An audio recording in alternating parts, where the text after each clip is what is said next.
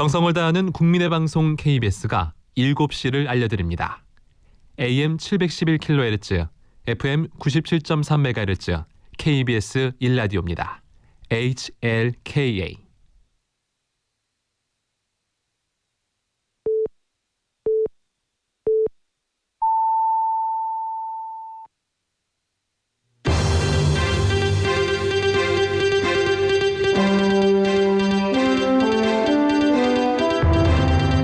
저녁 종합 뉴스. 해병대원 특검법이 국회에서 재표결된 끝에 부결됐습니다. 야권은 모레 임기가 시작되는 22대 국회 1호 법안으로 재추진하겠다는 계획입니다. 북한이 어젯밤 발사한 군사정찰 위성이 우리 군이 포착한 지 2분 만에 공중 폭발했습니다. 엔진 쪽 문제가 발사 실패 원인으로 꼽히고 있습니다. 항공료에 포함돼 납부해야 했던 출국 납부금 등 12개의 부담금이 오는 7월부터 인하됩니다. 저출생 여파로 2052년이 되면 서울 인구가 700만 명대로 떨어지고 특히 부산은 245만 명까지 인구가 줄어들 것이란 통계청의 전망이 나왔습니다. 이상이 이 시간 주요 뉴스입니다.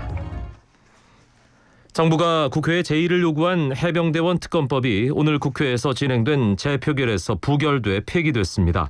더불어민주당은 22대 국회에서 1호 법안으로 재추진하겠다고 했고 국민의힘은 공수처의 신속한 수사 결과를 기다리겠다고 밝혔습니다. 첫 소식 김보담 기자가 보도합니다. 임기 만료를 하루 앞두고 마지막으로 열린 21대 국회 본회의에서 해병대원 특검법이 부결됐습니다. 제적의원 과반 출석에 출석의원 3분의 2 이상 찬성이라는 재의결 요건을 채우지 못했습니다. 재표결에서 부결됨에 따라 해병대원 특검법은 폐기됐습니다. 무기명 표결이어서 정확한 확인은 어렵지만 오늘 본회의에 출석한 범여권 의원 수가 115명인 점을 감안하면 국민의힘에서 추가 이탈표는 거의 없었던 것으로 추정됩니다. 특검법이 부결되자 야 6당은 합동으로 규탄대회를 열고 22대 국회에서 특검법을 재추진하겠다고 밝혔습니다. 조국혁신당도 표결 결과에 대해 윤석열 정권이 탄핵열차의 연료를 가득 채우고 시동을 걸었다고 비판했습니다. 국민의힘은 의원들이 당론의 뜻을 함께 해줬다며 공수처의 신속한 수사 결과를 기다리겠다고 밝혔습니다. 이번 본회의에서는 선구제, 후 회수 내용을 담은 전세사기 특별법도 여당 불참 속에 처리됐습니다. 또 야당이 본회의에 직회부한 7개의 법안 가운데 민주유공자법과 세월호 피해지원법 등 4개 법안도 여당 불참 속에 가결됐습니다. KBS 뉴스 김보담입니다. 박상우 국토교통부 장관이 오늘 국회 본회의를 통과한 전세사기 특별법 개정안에 대해 대통령의 제2요구권 행사를 건의하겠다고 밝혔습니다. 박 장관은 입장문을 통해 이 법안은 일반 국민에게 악성 임대인의 채무를 전가하는 것과 다름없다고 거부권 건의 이유를 설명했습니다. 북한이 어젯밤 발사한 군사정찰 위성은 우리 감시자산에 포착된 지 약 2분 만에 폭발했습니다. 북한도 발사 직후 공중 폭발했다고 발표했는데 우리 군 당국은 엔진 쪽 문제를 발사 실패 원인으로 추정하고 있습니다. 송금한 기자의 보도입니다. 북한이 발사한 군사정찰위성이 어젯밤 10시 44분쯤 우리 군 당국에 포착됐습니다. 평안북도 동창리 일대에서 서해 남쪽 방향으로 쏘아 올려진 이 발사체는 약 2분 뒤인 밤 10시 46분쯤 공중 폭발합니다. 발사 후 1시간 반 정도 지나 북한도 발사 실패를 인정했습니다. 조선중앙통신은 정찰위성 만리경 1의 1호를 신형 위성 운반 로켓에 탑재해 발사했는데 1단 비행 중 공중에서 폭발하는 사고가 발생했다고 전했습니다. 통신은 새로 개발한 액체산소와 석유 엔진에 사고의 원인이 있는 것으로 초보적인 결론을 내렸다며 국가항공우주기술총국이 사고 원인들도 심의할 것이라고 덧붙였습니다. 합동참모본부도 발사체의 1단 추진체가 폭발했기 때문에 엔진 연소 계통에 문제가 있던 것으로 추정했습니다. 또한 러시아의 기술 지원 수준에 대해서도 다양하게 분석하고 있습니다. 폭발한 발사체 잔해물은 동창리 쪽에 가까운 북방 한계선 위쪽에 떨어져 바다로 떠내려오거나 수거될 가능성은 낮아 보입니다. 다음 발사 계획을 공언했던 이전 위성 발사 때와는 달리 북한은 추가 발사 계획은 언급하지 않았습니다. 합참은 북한의 다음 위성 발사까지 상당한 시간이 소요될 것이라면서 미사일 등 추가 도발은 언제든 감행할 수 있다고 내다봤습니다. KBS 뉴스 송금환입니다. 일본이 북한의 로켓 발사가 실패했더라도 유엔 안보리 결의 위반이라며 북한을 규탄했습니다. 미국도 비슷한 입장입니다. 중국은 이번에도 북한을 감싸는 기존 입장을 되풀이했습니다. 임세흠 기자가 보도합니다. 어젯밤 북한이 위성이라고 주장하는 로켓이 발사되자마자 일본은 로켓의 예상 비행 경로에 있는 오키나와현 일대에 피난 경보를 내렸습니다. 이어 20분 뒤 발사된 물체가 일본을 지날 가능성은 없는 것으로 판단된다며 경보를 해제했습니다. 로켓 발사가 실패했다고 곧바로 판단한 겁니다. 일본은 북한이 올해 정찰 위성 3기를 발사하겠다고 공언해온 만큼 추가로 로켓을 발사할 가능성이 있다고 보고 경계 태세를 유지하기로 했습니다. 또 이번에 로켓 발사가 실패하긴 했어도 북한이 탄도미사일 기술을 이용한 건 유엔 안보리 결의 위반이라고 북한을 규탄했습니다. 미국도 이번 발사에 북한의 대륙간 탄도미사일 즉 ICBM 관련 기술이 사용됐다며 규탄했습니다. 또 로켓 발사 이전부터 한국, 일본과 긴밀히 협의해 왔다며 북한의 이러한 시도는 한반도의 번영과 안정을 저해하고 고립을 심화시킬 뿐이라고 강조했습니다. 미국은 이어 모든 나라가 북한의 행동을 규탄하고 대화에 나서도록 압박해야 한다고도 촉구했습니다.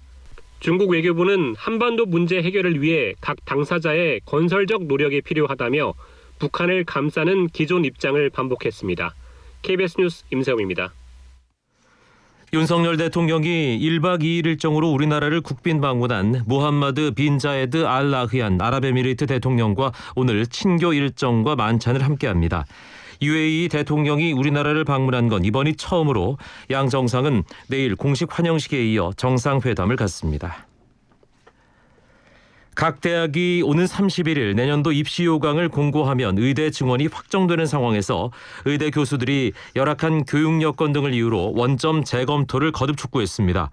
대한의사협회는 이번 주 목요일 의대 증원 정책을 규탄하는 촛불 집회에 나섭니다. 정혜주 기자입니다. 내년도 의대 모집 정원이 4,567명으로 사실상 확정된 가운데 서울의대 교수들은 입시 요강 공고를 앞두고 기자회견을 열어 원점 재검토를 거듭 촉구했습니다. 서울의대 교수 비상대책위원회는 이대로 의대 증원을 강행하면 우리나라 의료가 붕괴될 거라며 대통령이 현명한 판단을 내려야 한다고 촉구했습니다. 또 의대 증원을 한다 해도 10% 미만으로 늘려야 제대로 된 교육이 가능하다고 주장했습니다. 의사단체의 증원 원점 재검토 요구도 계속되고 있습니다. 대한의사협회는 입시 요강 발표 하루 전인 오는 30일 의대 증원 정책을 규탄하는 대규모 촛불 집회를 열 계획입니다. 사직 전공의들은 증원 확정 이후에도 별도의 입장 표명 없이 복귀 움직임을 보이지 않고 있습니다. 앞서 정부는 각 수련병원장에게 전공의와의 개별 면담을 요청했으나 사직 전공의 대다수는 면담에 응하지 않은 걸로 전해졌습니다. 정부는 형식과 의제에 구애 없이 의료계와 대화하겠다는 입장에는 변함이 없다며 의사단체의 의료개혁 특위에 참여해달라고 재차 요구했습니다. KBS 뉴스 정혜주입니다. 정부가 이른바 그림자 세금으로 불리는 부담금 91개 가운데 32개를 폐지하거나 축소하겠다고 지난 3월 발표했습니다. 이 가운데 시행령을 바꿔 조정할 수 있는 일부 부담금 관련 조치가 오늘 완료됐습니다. 전기요금에 연동된 부담금 요율이 1%포인트 인하되는 등 7월부터 부담이 일부 줄어듭니다. 김혜주 기자의 보도입니다. 정부는 오늘 국무회의에서 부담금 개편을 위한 13개 시행령을 심의 의결했습니다. 이번 시행령 개정으로 12개 부담금이 7월 1일부터 개편됩니다. 먼저 전기요금에 부과되는 전력산업기반기금 부담금 요율이 단계적으로 1%포인트 인하됩니다. 현재 3.7%인 요율은 올해 7월부터 3.2%로 내년 7월부터는 2.7%로 낮아집니다. 4인 가구는 연 8,000원, 뿌리 업종 기업은 연 62만 원가량 부담을 덜 수 있습니다. 출국할 때 항공료에 포함돼 납부해온 출국 납부금도 만원에서 7,000원으로 3,000원 내려갑니다. 면제 대상은 현행 2세 미만에서 12세 미만으로 확대됩니다. 단수여권 발급 시 5,000원, 복수여권 발급 시 최대 15,000원 내던 국제교류 기여금은 앞으로 단수여권에는 면제되고 복수여권에 대해선 3,000원 인하합니다. 자동차 보험료에 포함되는 자동차 사고 피해 지원 분담금은 앞으로 3년 동안 50% 낮아집니다. 폐기물 처분 분담금 감면 대상 중소기업 범위는 연간 매출액 600억 원에서 1,000억 원 미만으로 조정했습니다. 껌값에 붙던 폐기물 부담금은 사라집니다. 영화 표값에 부과되던 부담금 등 정부가 폐지를 예고한 18개 부담금의 경우 관련법을 바꿔야 합니다. 정부는 법 개정안을 하반기 중 국회에 제출할 계획입니다. KBS 뉴스 김혜주입니다. 금융감독원은 신용정보원 크레딧포유에서 한 번의 로그인으로 금융채무와 통신채무를 모두 조회할 수 있는 통합조회 서비스를 내일부터 시작한다고 밝혔습니다. 지금까지 소비자는 금융채무와 통신채무를 신용정보원과 한국정보통신진흥협회 홈페이지에서 각각 로그인해 조회해야 했습니다. 갑작스러운 폐업 등으로 근로자가 미처 찾아가지 못한 퇴직연금이 총 1,085억 원에 달하는 가운데 정부가 이를 간편하게 확인할 수 있는 플랫폼 운영을 시작합니다. 고용부와 금융위 등 관계부처는 내일부터 미청구 퇴직연금 조회 플랫폼을 신설한다고 밝혔습니다. 저출산으로 오는 2052년에는 서울의 인구가 700만 명대로 떨어질 거라는 통계청의 전망이 나왔습니다. 인구 감소율이 가장 높을 것으로 보이는 부산의 경우 245만 명까지 인구가 줄 것으로 예측됐습니다. 이승훈 기자가 보도합니다. 통계청은 2022년을 기준으로 세종을 제외한 모든 광역시도에서 사망자가 출생아보다 많은 인구 자연 감소가 나타나고 있다고 설명했습니다. 이를 토대로 장래 인구를 예측했더니 중위 추계 기준으로 서울의 인구는 2052년 793만 명까지 감소하는 것으로 나타났습니다. 2022년 942만 명에서 16% 가까이 감소하는 겁니다. 전체 17개 광역시도 가운데 인구가 가장 많이 줄 것으로 예상되는 곳은 부산입니다. 통계청은 부산의 인구가 2052년 245만 명에 그칠 것으로 전망했습니다. 2022년 330만 명과 비교하면 25.8%나 감소한 숫자입니다. 이어 울산이 83만 명으로 25.7%가량 줄 것으로 예측됐고 대구는 180만 명으로 24.3% 감소할 것으로 내다봤습니다. 광주는 118만 명으로 19.7%, 대전은 125만 명으로 15.1% 줄 것으로 예상됩니다. 인구가 증가할 거로 보이는 지역도 있는데 세종의 경우 지속적인 인구 유입으로 2022년보다 41%가량 증가한 54만 명이 거주할 것으로 예상됐습니다. 또 경기도 1,381만 명으로 0.9% 늘 것으로 보입니다. 고령화 추이에 관한 전망도 나왔는데 시도 가운데 노인 인구 비율이 가장 높을 것으로 보이는 곳은 전남으로 2052년엔 지역 인구의 절반 가까운 49.6%가 65세 이상이 될 것으로 통계청은 예측했습니다. KBS 뉴스 이승훈입니다. 서울시가 공개한 수도권 생활이동 데이터를 보면 수도권에서 서울로 출근하는데 평균 71분, 서울에서 수도권으로 출근하는 데는 평균 59.4분이 각각 걸리는 것으로 나타났습니다. 특히 인천에서 서울로 가는 이동 시간이 평균 76.5분으로 가장 길었고 경기 지역에서 서울까지 이동 시간은 평균 65.4분으로 나타났습니다. 실손보험 의료비 청구가 가능한 질환에 대해 가짜 환자를 모집한 뒤 치료를 받은 것처럼 꾸며 보험비를 받아 챙긴 일당이 무더기로 적발됐습니다. 의사와 병원 직원은 물론 조직폭력배 브로커까지 가담한 것으로 드러났습니다. 김영훈 기자의 보도입니다. 땀이 많이 나는 다한증이나 남성인데도 여성처럼 가슴이 커지는 여유증 증상. 모두 실손보험의 의료비 청구 대상 질환입니다. 이처럼 고액의 실손보험 의료비 청구가 가능한 질환만 골라 가짜 환자를 모집한 뒤 수술을 한 것처럼 꾸며 보험금을 챙긴 일당이 경찰에 적발됐습니다. 서울경찰청 광역수사단 형사기동대는 보험사기방지특별법 위반 등 혐의로 병원 관계자와 브로커 등 피의자 174명을 검거하고 이 가운데 5명을 구속했습니다. 이들은 2022년 11월부터 9개월 동안 여유증과 다한증 수술에 대한 실손보험이 있는 가짜 환자를 우선 모집했습니다. 그리곤 수술도 하지 않고 약 200회에 걸쳐 진단서, 치료기록부 등을 허위로 작성했습니다. 이를 근거로 보험비를 청구했는데 받아 챙긴 돈이 12억 원에 달했습니다. 이들 보험 사기 일당에는 병원 관계자와 보험 설계사는 물론 의사와 조직폭력배까지 가담한 것으로 드러났습니다. 수익금은 철저히 나눠 가졌습니다. 수익금 가운데 진료 기록을 위조한 병원이 50%, 중상위 브로커와 하위 브로커가 각각 20%와 10%, 나머지 20%는 가짜 환자가 챙겼습니다. 심지어 범행에 가담한 병원 원장은 허위 수술 기록을 제출한 뒤 실제 사용하지 않은 프로포폴 등 마약류를 환자들에게 투약해 마약류 관리에 관한 법률 위반 혐의로도 구속됐습니다. KBS 뉴스 김영훈입니다. 미국에서는 현지 시간 지난주 토요일부터 시작된 토네이도를 동반한 폭풍으로 최소 23명이 숨진 것으로 집계됐습니다. 이 폭풍은 점점 동쪽으로 이동하면서 워싱턴 DC부터 뉴욕에 이르기까지 영향을 줄 수 있을 것으로 예보돼 해당 지역이 긴장하고 있습니다. 정지주 기자입니다.